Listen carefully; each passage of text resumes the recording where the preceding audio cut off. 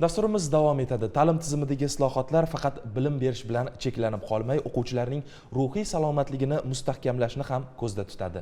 Shu maqsadda maktab psixologlari faoliyatini takomillashtirishga qaratilgan seminar ham bo'lib o'tdi. Aynan sohadagi yangi metodikalar haqida hamkasbimiz hikoya qiladi.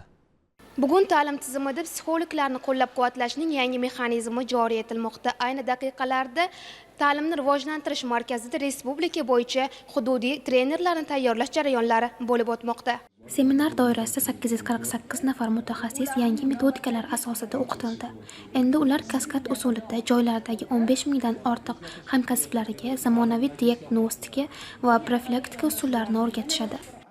Oliy ta'lim professor o'qituvchilari hamda amaliyotchi psixologlar ishtirokida biz o'quv seminarlarini tashkil etish uchun hududlarda har bir hududda, ya'ni Qoraqalpog'iston Respublikasi va Toshkent shahri hamda barcha viloyatlarda o'quv seminarlar tashkil etdik. Joylardagi psixologlarni trener sifatida tayyorladik. Bunda maktabdan 421 nafar psixolog, maktabgacha ta'limdan 398 nafar psixologni tayyorladik. Shu bilan birgalikda biz aprel oyi oxirida esa kasbiy ta'lim psixologlari uchun ham alohida seminar tashkil etdik. Ularning 36 soatga mo'ljallangan psixologlarni o'qitdik.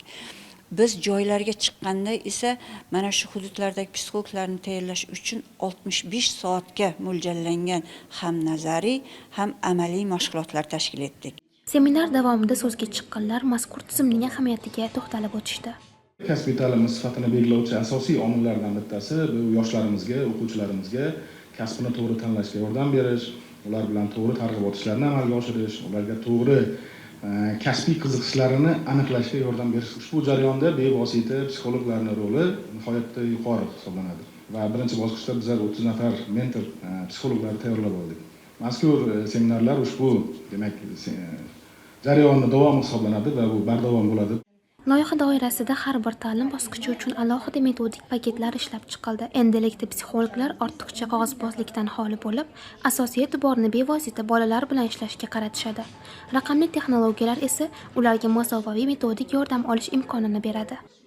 Xulosa qilib aytganda, yangi tizim 15 mingdan ortiq psixologlar faoliyatini yagona standartga keltirishga xizmat qiladi.